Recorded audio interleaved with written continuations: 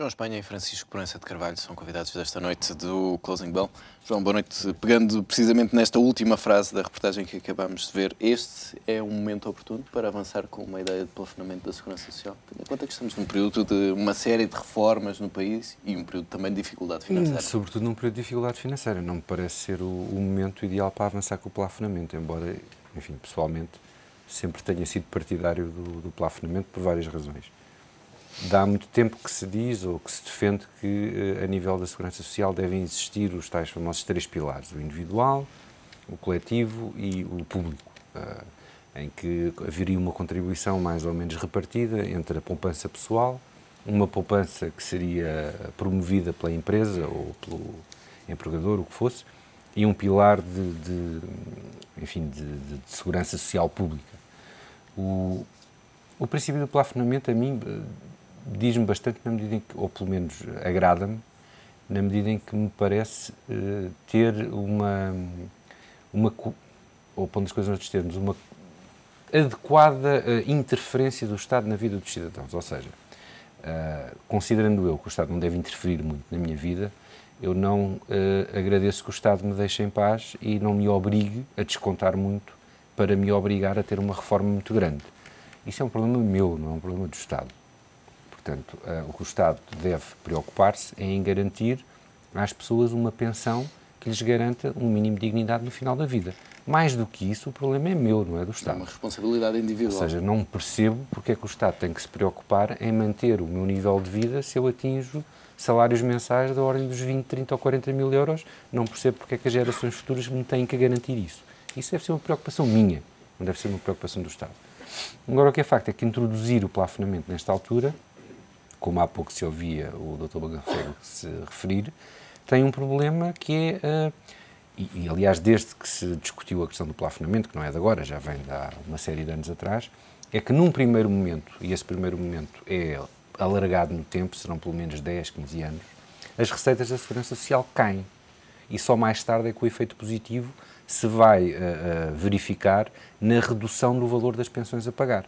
Portanto, é algo que, a fazer-se, do meu ponto de vista, terá que ser feito numa altura em que haja dinheiro para aguentar essa súbita perda de receita, que ainda vai durar alguns anos. Numa conjuntura em que temos muitos desempregados, pouca gente a contribuir, muita gente a receber e a receber até cada vez mais tarde, eu diria que é um objetivo de médio e longo prazo, sim, sou favorável, sim. Neste momento, infelizmente, não me parece que seja a ocasião para realizar esta medida. Francisco, e além destes argumentos, obviamente financeiros, há também a considerar os argumentos sociais, como foram enfocados, por exemplo, por Vieira da Silva, que diz que um sistema de plafonamento diminui a coesão social. A primeira coisa que eu acho é que o Dr. Vieira da Silva parte logo de um erro, que me parece que é um erro cada vez que tratamos deste tipo de coisas, nomeadamente da segurança social, tão importantes, que é o preconceito ideológico, que é o complexo ideológico.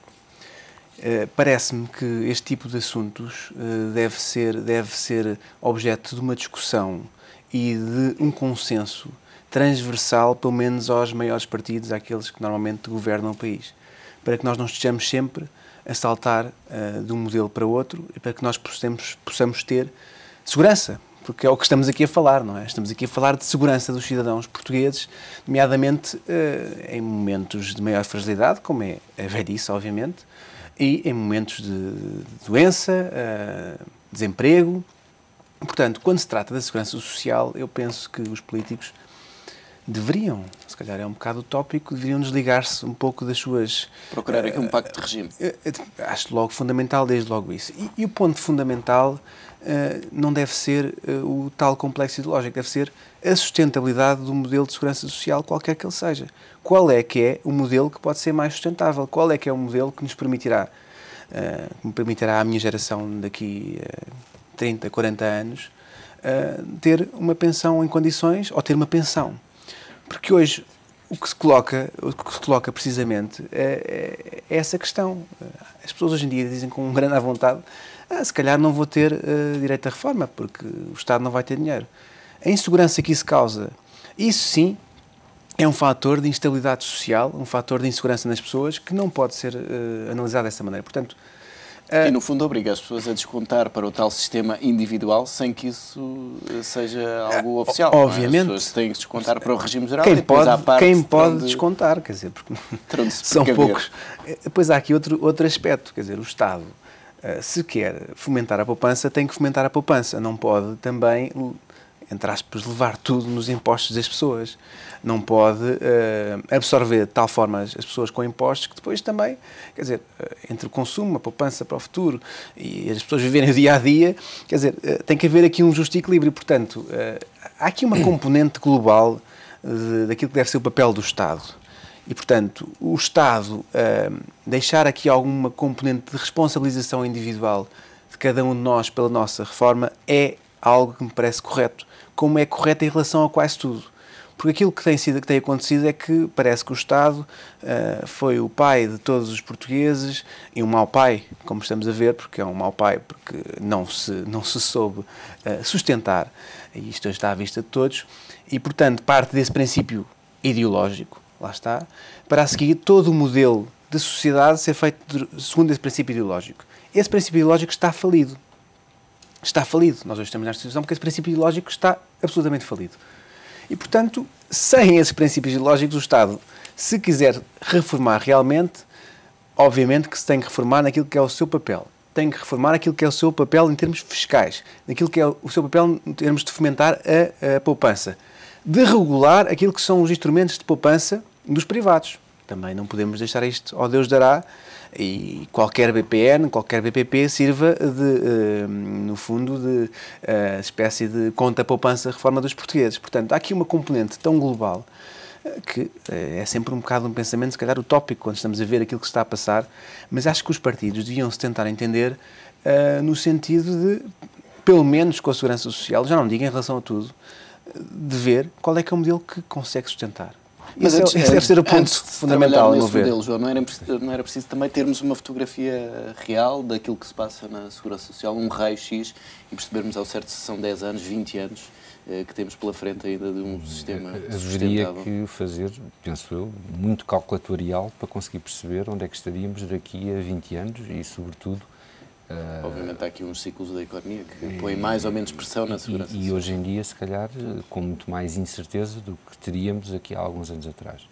Mas essa radiografia foi sendo feita, eu recordo-me, há mais de 10 anos, saiu um livro branco da Segurança Social e na altura, até, se bem me recordo, o grande problema não era a segurança social dos privados, era a segurança social do Estado, em que o pagamento da pensão era a 100%, etc. E aí sim havia, se bem me recordo, dificuldades, já se antecipavam, embora em tempo de vacas gordas, já se antecipavam dificuldades no futuro em vir a suportar a despesa pública associada a esse tipo de pensões. Mas eu, enfim, acho que de facto o Francisco tem razão quando diz que há aqui muito preconceito ideológico.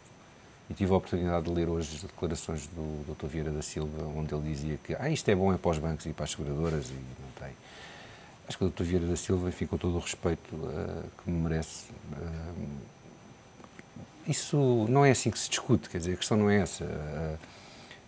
Há várias maneiras de fazer o plafonamento. É reduzir ao ridículo e, sobretudo, é tirar a coisa do isso é bom para os ricos. A ideia não é essa, a ideia do plafonamento é ir de encontro àquilo que o Francisco disse.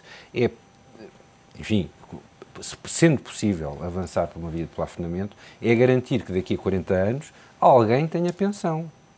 Porque isto é completamente, do meu ponto de vista, perverso, que é, em nome da coesão social, para garantir que daqui a 20 anos alguns possam ter muito boas pensões, corremos o risco de, se calhar, ninguém vir a ter pensão nenhuma. Se isso é um pensamento de esquerda, vou ali e já venho. Quer dizer, não estou a ver como é que isso protege os mais desfavorecidos. Deve ser o contrário. As pessoas devem ter a sua pensão limitada a um determinado valor e, acima disso, quem quiser que se amanhe. O que temos é que garantir que abaixo disso todos têm. E isso é que deve ser. E o plafonamento é isso mesmo. Não passa disso. Agora, há várias maneiras de fazer isto. Há sistemas mistos em que, até determinado montante, somos obrigados a contribuir para o Estado. Encantado da vida, concordo. E depois há dois sistemas em que, num deles, a partir daí, cada um sabe de si, e noutros há, de facto, por parte do Estado, ainda um certo, eu diria, complexo de esquerda, em que nos fazem, nos obrigam a uma poupança forçada, mas já não no sistema público, mas sim num sistema privado, o que obrigaria a que os sistemas privados fossem altamente fiscalizados, controlados, porque uma vez que me obrigam a pôr o dinheiro no banco para uma pensão, então nesse caso eu quero ter uma garantia de capital, coisa que nos tempos que correm começa a ser um bocadinho complicado de obter. Portanto, se me perguntassem, eu optaria por um sistema mais radical, que é até um determinado valor de desconto para o Estado. Isso é para pagar as pensões para toda a gente hoje em dia, sendo certo que eu no futuro, se quiser ter um rendimento enquanto pensionista adequado ao treino de vida que tenho neste momento, tenho que tomar conta de mim. Mas a questão, o preconceito ideológico está mesmo aí. Há quem entenda que é o Estado que tem que tomar conta de mim. Eu não concordo. Acho que eu é que tenho que tomar conta de mim. E, portanto, quem entende que o Estado tem que tomar conta das pessoas, porque as pessoas não se sabem defender... Acaba por ser a mesma questão da distribuição dos subsídios, do subsídio de Natal e do subsídio de férias, em vez de ser distribuído nos 12 Sim, diria que meses. sim, mas aqui acho que há, de facto, quando vêm dizer que não, hoje em dia a diferença entre a direita e a esquerda não existe, existe sim, senhora. E é nestas coisas que se nota. A esquerda não quer o plafonamento porque acha que as pessoas não sabem tomar conta de si. O problema é que depois também não sabemos se a tal direita que nós temos no poder também quer o plafonamento. Pois, mas isso... Porque é uma direita liberal, mas depois quando toca aos impostos deixa de ser liberal, quando toca a outras situações também deixa de ser liberal. Portugal nunca teve verdadeiramente, a meu ver, um sistema, quer dizer, qualquer partido liberal, por muito no discurso de campanha que se faça assim umas coisas, uns discursos muito exuberantes relativamente àquilo que deve ser a autonomia do privado, não. Depois na prática não chega. Nunca vi e continuo sem ver.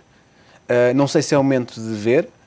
Eu acho que eu gostaria de um dia poder experimentar. Eu acho muita piada ao neoliberalismo quando dizem isto. Estamos a ver, estes neoliberais, quer dizer, qual neoliberalismo? Quer dizer, a primeira coisa básica é a questão dos impostos, portanto. A questão dos impostos é que isto é um neoliberalismo, assim, um neoliberalismo um pouco à la carte, porque é um neoliberalismo claramente na parte social neoliberal.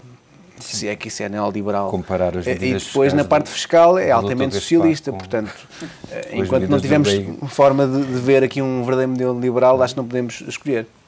Agora, eu penso, quer dizer, já não tenho nada de novo para acrescentar ao que o João Espanha disse. Mas este é um tema que também vai ser discutido no dia 30 em concertação social. A concertação social começa a mostrar aqui algumas brechas. Ainda hoje João Proença ameaçou a rasgar o acordo porque faltam as medidas de crescimento. Torna-se mais difícil, assim, avançar com qualquer tipo de mudança. Ele tem razão quando diz que faltam as medidas de crescimento.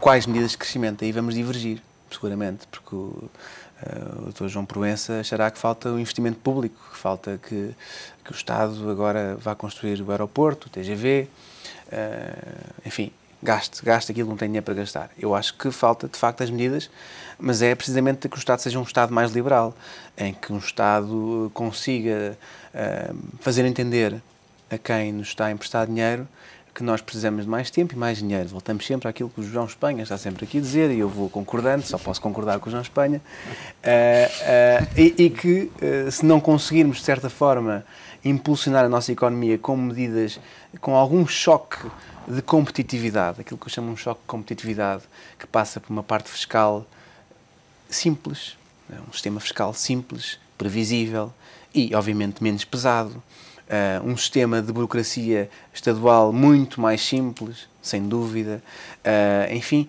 algo que faça um investidor estrangeiro, ou até um português, dizer, é fácil investir naquele país, é fácil e é lucrativo. Quando se fala na palavra lucro em Portugal, as pessoas vêm logo dizer que, pronto, queremos ajudar os grandes capitalistas. Não é verdade. Queremos ajudar o emprego. Portanto, esse aí é o ponto fundamental. Portanto, quando os líderes dos sindicatos dizem que faltam medidas de crescimento, estamos de acordo. Quando ele disser o que é que acha que é a medida de crescimento, vou estar em absoluto desacordo. Aliás, o Estado não tem capacidade para fazer isso. Portanto, nem vale a pena qualquer sindicato ir por aí. Mas, João, aquilo que se nota é que acabou o estado de graça e a vontade de coesão e de concertação para avançar com medidas.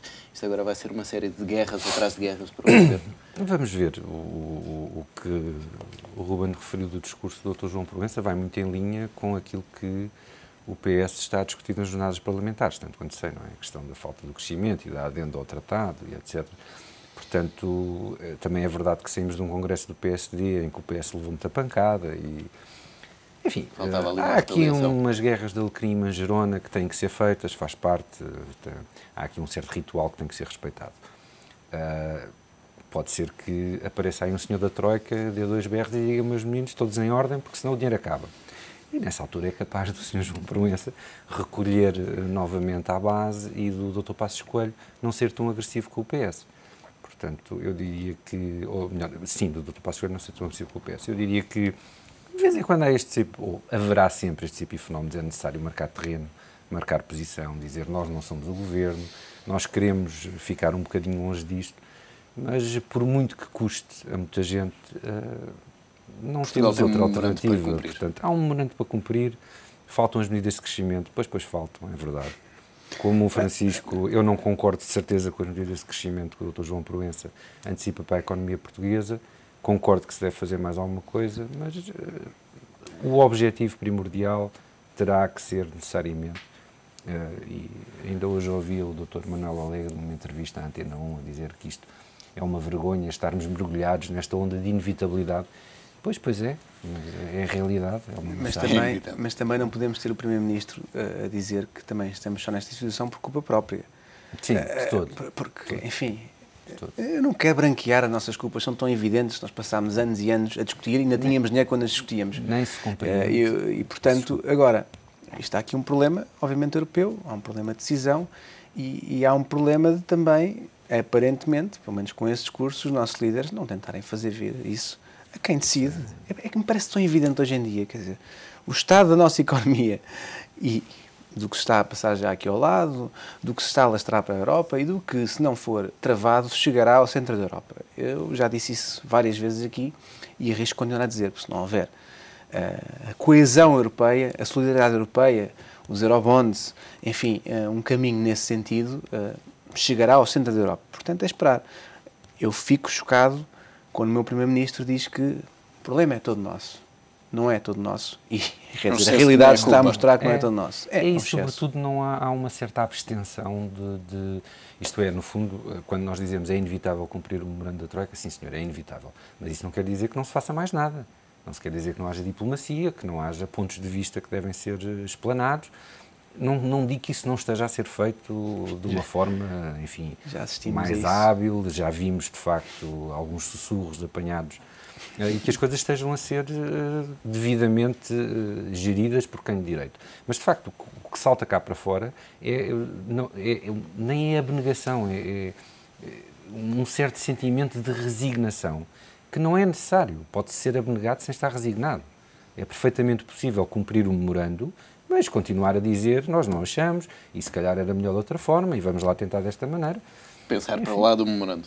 Sim, porque vai haver, quer dizer, o mundo não acaba quando acaba o prazo do memorando. Vamos ter que continuar a cá estar, a viver com o que temos, e se calhar com o que não temos, mas isso...